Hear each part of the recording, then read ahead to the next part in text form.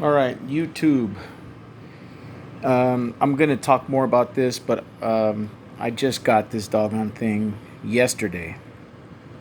Today's Thursday, early October 2020. I think today's the 15th, and so yesterday during the Prime deals on Amazon, you get the free Prime membership even if you don't pay for it. I used the Prime deals that Amazon offers every October, and I ordered this, and I got this thing for well, after savings they took off 10%. It was already only at $91. I ended up paying $87. So I got the DJI Osmo Mobile 3 combo kit, and I got it for $87. Here's the box, and you can see right there it says Amazon, and it came straight from the warehouse. It says used, but it literally was brand new. And on the Amazon website, it said used, slightly used, or like new or something, but it turned out to be brand new. It has all the original stickers on it that were never taken off. What it simply was like an open box that was never sold. And so it has that sticker. It also has, when you close it down, the original sticker right there, which that comes with the QR code that you can download the app, the operating app on your phone for this thing, which is the DJI Mismo or Mimo, yeah, DJI Mimo app. So if you were to QR code that, it takes you to the download, but you can just look it up on your Play Store or the App Store from Apple phone, and so every provider carries the app, the DJI Mimo app. So as you can see here, there's a quick little briefing. It folds up pretty compactly. The tripod also folds up pretty compactly, and it came with a little strap that I threw on, like a wrist strap. Here's where you charge it. It takes about 2 hours to fully charge, but the cool thing is you also have the USB port there to use this unit as a way to charge your phone. If you stick the USB Huya in there, whether you have iPhone or Android, it doesn't matter. But it comes with the USB-C because this charges with a USB-C. It plugs in right there. So for this unit, it's more compatible with Android, as far as if you're going to charge your phone while you're using the unit, you don't have to purchase anything separately. It's ready to go for that. If you have an iPhone, then you already probably have a lightning connector, lightning charger. You can just plug that into here and then lightning charge your phone. So to go over some of the controls, you have a joystick right here that goes up and down and left and right. You have a button to hit record or take a picture, the red button. And you have the menu button right there to switch in the app, which is on your phone. You can switch the menus around. On the side here, you have a wide angle. To pull back, it'll adjust wide angle, or telephoto, push forward. Then on the front you have, I'm doing this all like one-handed. See how you flip it up? In the front you have a button here which has different functions, but mainly it locks the gimbal in place. So okay, now pros and cons so far. Like I just got it. It's brand new. I like the color. I like the feel of it. It's compact. I like that. I like the strap. I like the fact that it came with a tripod, which is extremely useful, and you can actually hold those together instead of just holding it by your wrist and filming like this, like with the trigger. That you can collapse these down and extend your filming, so you get a little bit more length for your video or your picture. Now this Osmo 3 is really good for still shots as well as video, but it's mostly for filming video because it has stabilizers because of the gyros.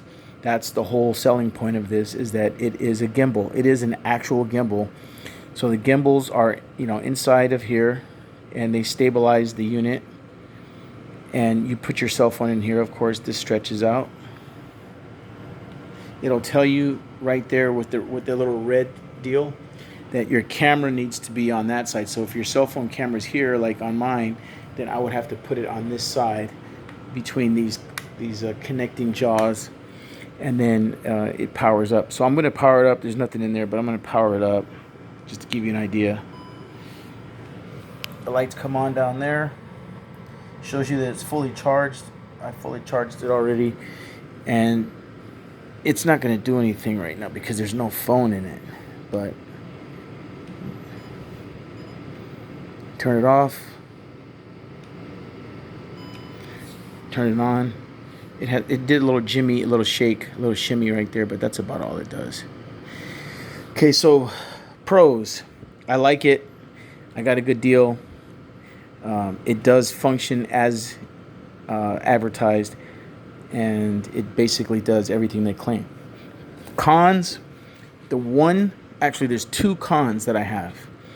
Number one, the gimbal itself isn't really strong, because I'm filming this. As I'm filming this, I'm using an anamorphic lens on my phone as we speak. I have an anamorphic lens on here, which gives it more of a cinematic feel of how I'm filming. So as you guys can see, I'm not sure if it makes a difference right now for you, but for me it has made a difference because I'm learning more and more about cinematography, movie making, lenses, lighting, and all that stuff, sound, and how lenses work, and the light reflection and refraction, and all that good stuff. So I wanted to do some vlogging or YouTubing while using the anamorphic lens, which is on there, and I'll show you that right now. Oh, also it came with this case. This is the Osmo DJI case, which is really cool. Here is the back of, it's a little rubber cap, and then this is the front cap for the lens, which would fit over like that over the actual lens. And then it came with a microfiber cloth for the anamorphic lens, and I'm going to show you what that anamorphic, I keep it in here, the anamorphic lens looks like. So it is like that, as you can see, if it'll focus. It's a 1.33 anamorphic phone lens, and that's how basically it secures onto your phone, like that. Okay, and it says right there, add a cinematic feel, if I can focus it, add a cinematic feel to the mundane picture. Okay, so let me show you the back. Same basic thing. This is a cool little box. There's nothing in here except for the foam to fit the lens. It came with some desiccant inside of this case to keep things dry. What I've had to do, because the gyros on that are not strong enough to they're basically strong enough to carry the phone itself, which I have a Samsung Galaxy A20, which is a smartphone. It's one of the middle ground smartphones. This retails for about $235. I like it. It's a great phone. It's not an iPhone 11. It's not a Galaxy Note 10 and all that. It's not the top of the line smartphones, but as smartphones go, it's middle of the road. It has a two lens camera and a flash and all that, biometrics, security for your fingerprint. It's got all the modern functions of good cameras. It films in 1080p. It won't film in 2.7K or 4K like some of the newer phones, but it does film in high definition 1080p, and that's fine for me.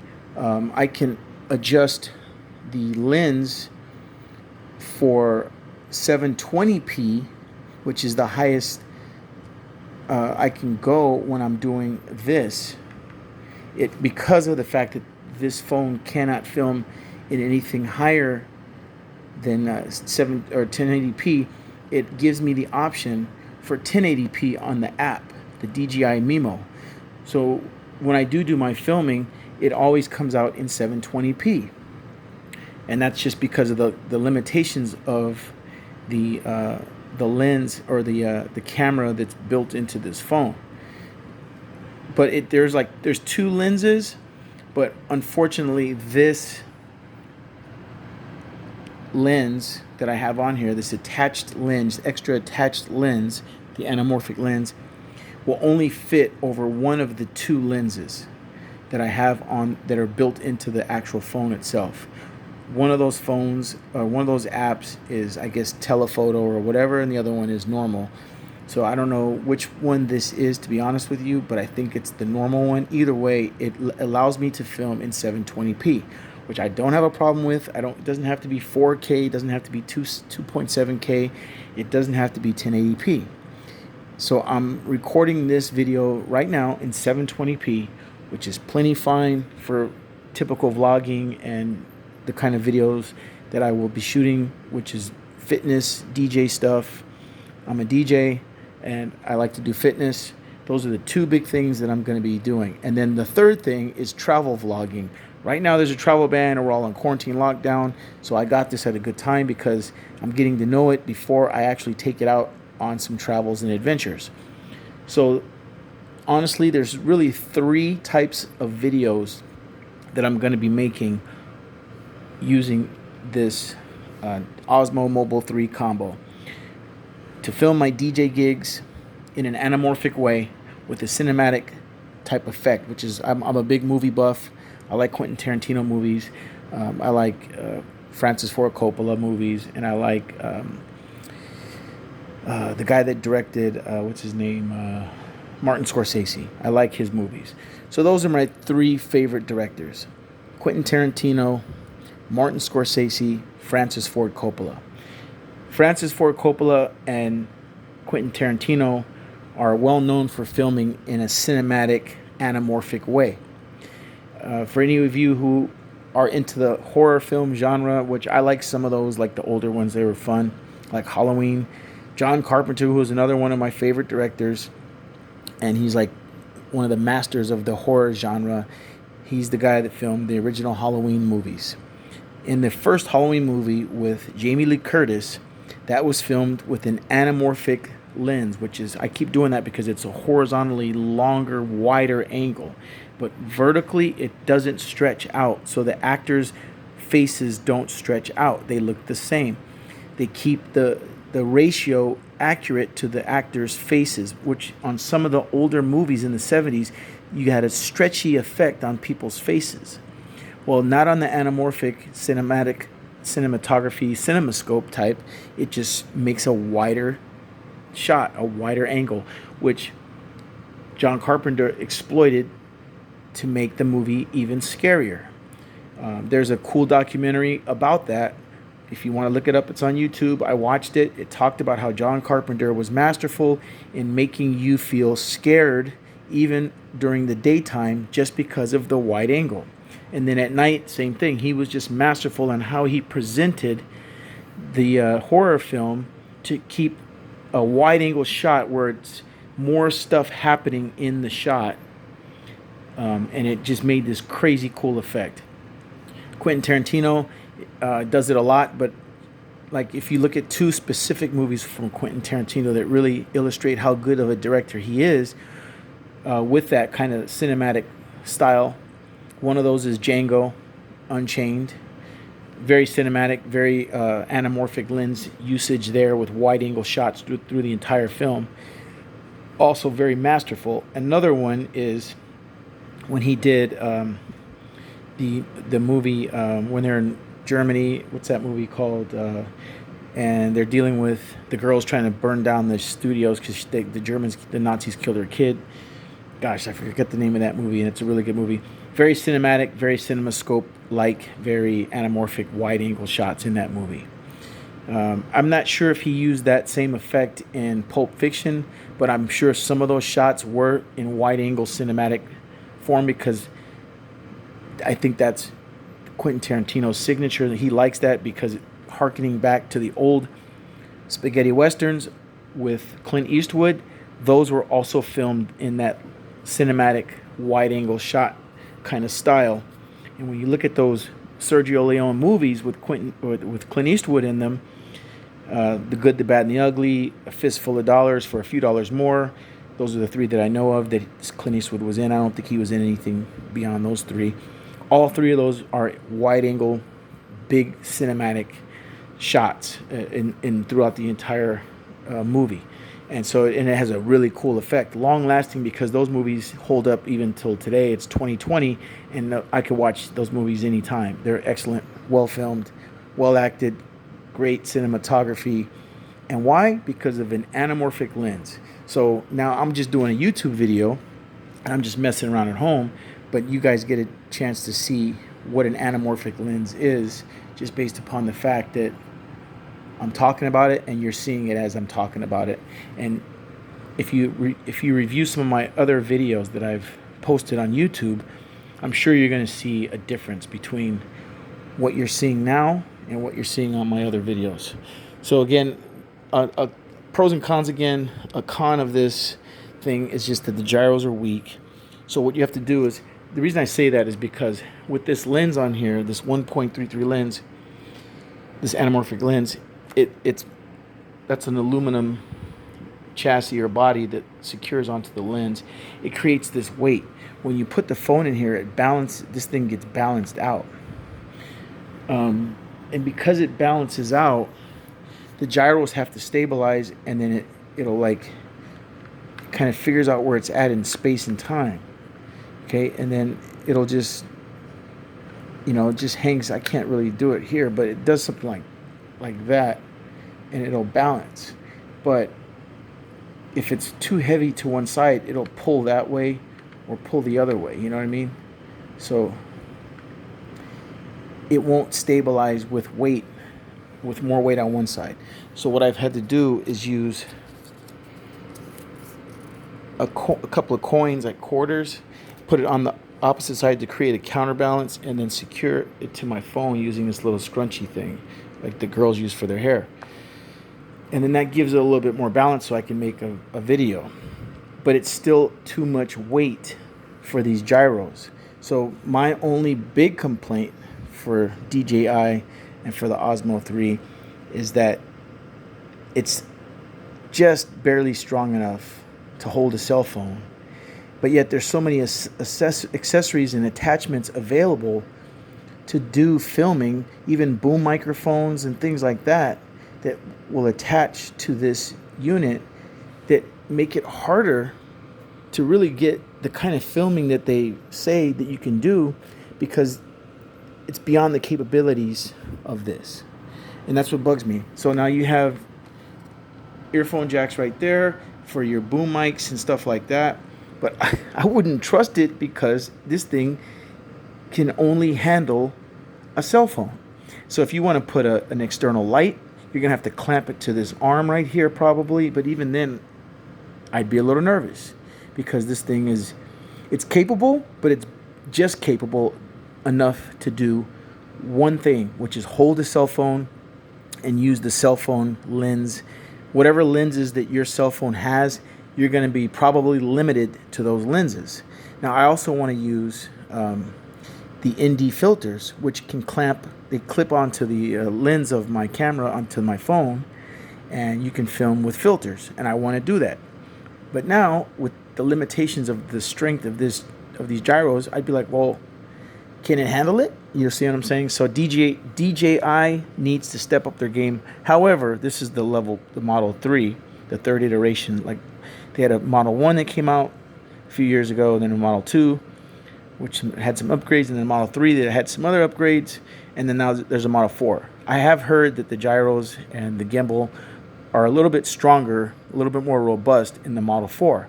The Model 4 is fairly new. I think it's been out within the last 6 to 8 months, and it's $150 currently. I got this for $87.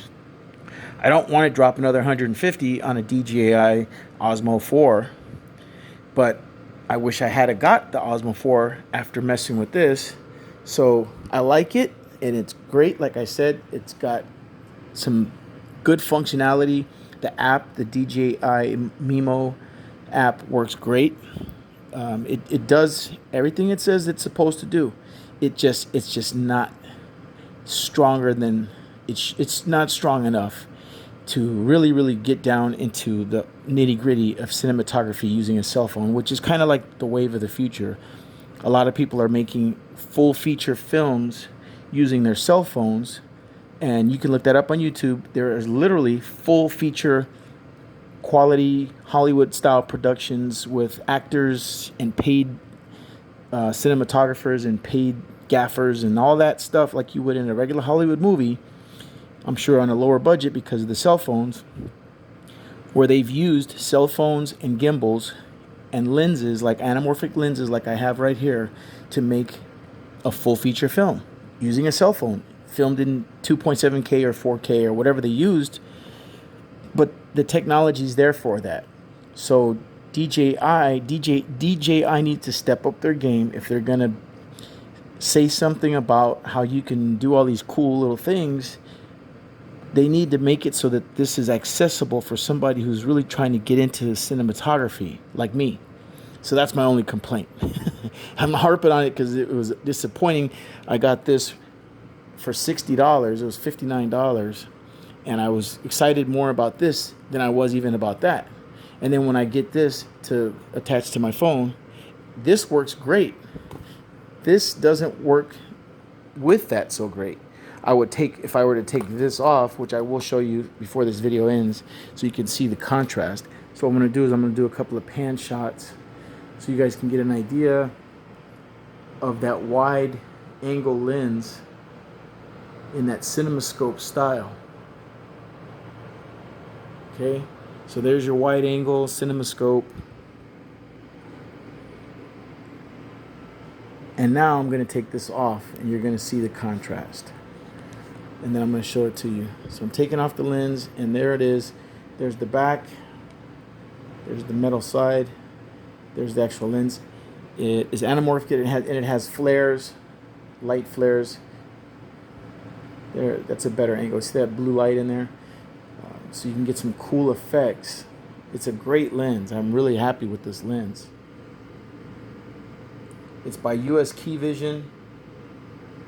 $59. And it works great. But it's an all metal body on there, like an aluminum body. And it's how you tighten it down on the phone. But it doesn't work so great with this.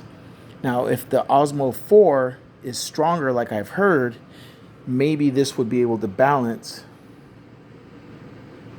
on the gyro. But other than that, so when I do my videos, I can't do cinematography with this lens while using this. I can do it handheld, which is what I'm going to have to do because I do plan on using this lens to make some videos, and I'm looking forward to that. I just wish I could have stabilized it on the gyro unit here on the gimbal. So what I'm going to have to do is make videos with my cell phone's lens and just using this. And that's a little disappointing to me because the lenses that are on the cell phone are a little limited to what the scope and all that kind of stuff. They can get the job done, but I wanted to get it done with this.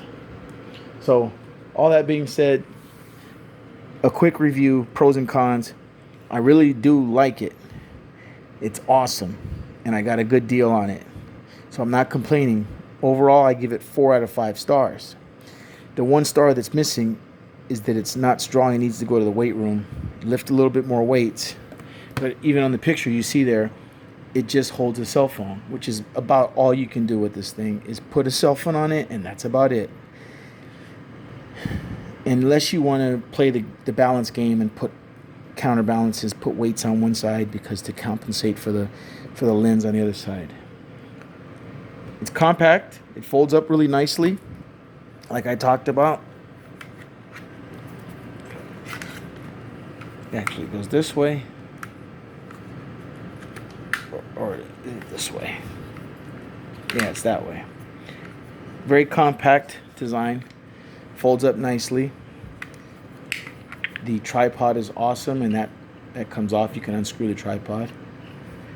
The controls are really cool. The battery life is good. It's like a 15-hour battery life. The fact that you can charge your phone with this is very cool. The color is cool. The functionality of the grip is cool. All the little extras and doodads of the telescoping lens and wide angle shots, and the joystick, the record and take picture button, the menu button, and the app all work excellent. The DJI Mimo app is very good, and it syncs up once you download it onto your phone, and it recognizes this. You only have to sync it once. After that, all you have to do is open the app, turn the power on here, and they recognize each other, and you're in business and you're making movies. That works great. They did a great job with the app. The app is well designed, well laid out, easy to use, and you can play around with that and have fun. There's different modes for filming. There's different effects that are cool. There's different things you can do that are super fun, and I look forward to utilizing this phone with this, making some really cool, fun action shots, and doing travel vlogs and my workouts and my DJ gig filmings and vlogs. I just only wish that I can do it in cinematic. That's my only big complaint. Other than that, great deal, $87. I can't complain, because even when you look at these up on Amazon, they sell right now new for about $119, and that's not even coming with the little soft case and this case and the tripod. You have to buy that separately. So for me to get all of that for $87, that was a win for me, and so I scored.